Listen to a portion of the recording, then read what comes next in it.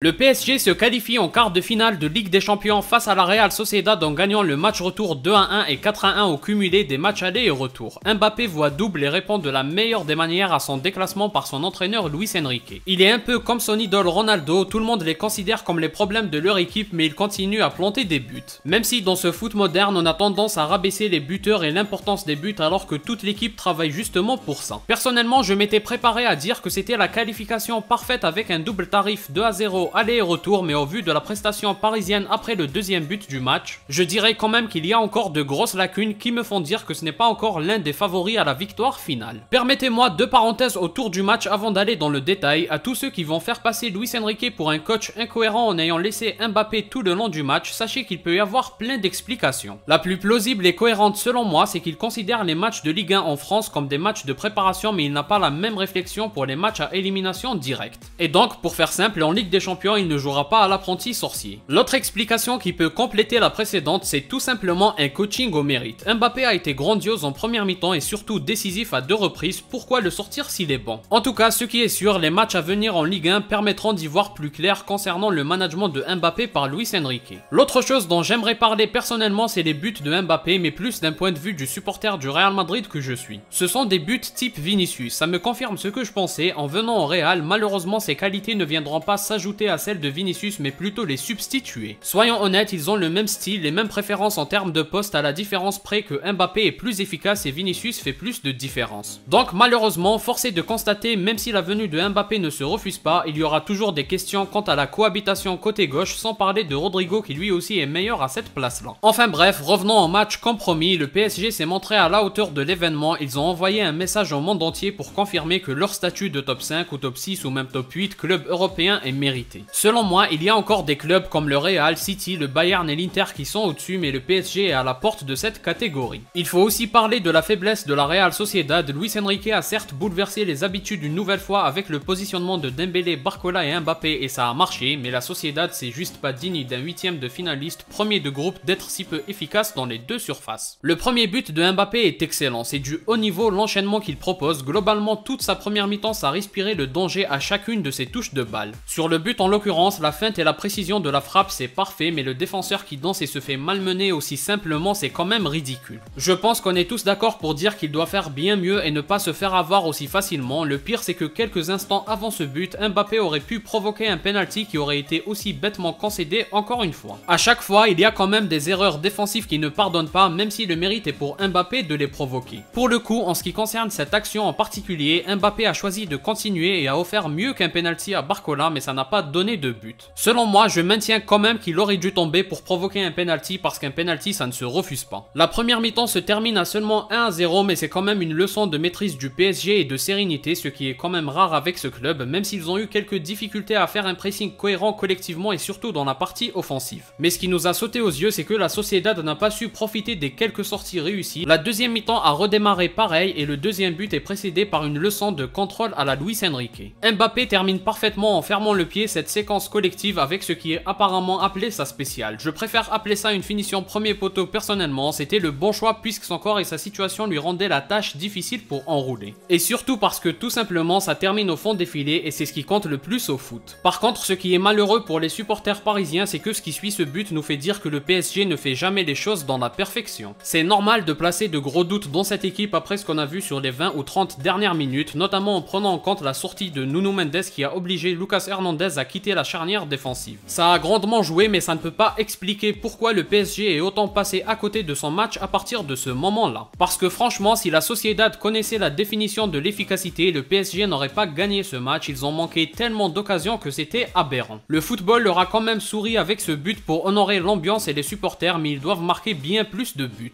En tout cas, j'ai du mal à avoir un jugement sur ce PSG, on dirait que Luis Enrique a réussi sa mission de rendre son équipe illisible. Malgré tout, je dirais que c'est quand même plus stable dans la continuité, les faiblesses sont moins évidentes, c'est une équipe qui peut résister même au plus fort. On voit quand même que tout le monde est concerné et surtout quand même Mbappé fait des efforts, ça donne une vraie équipe avec du talent, mais peut-être justement pas assez de talent. Notamment au milieu et en défense où j'ai l'impression que c'est loin de ce qui se fait de mieux en Europe, même si ça suffit face à des équipes de seconde zone comme la Sociedad. Comme d'habitude, n'hésitez pas à donner votre avis en commentaire, si vous avez aimé, laissez un like et abonnez-vous pour ne rien rater, partagez aussi la vidéo pour me soutenir, moi je vous dis à la prochaine, portez-vous bien.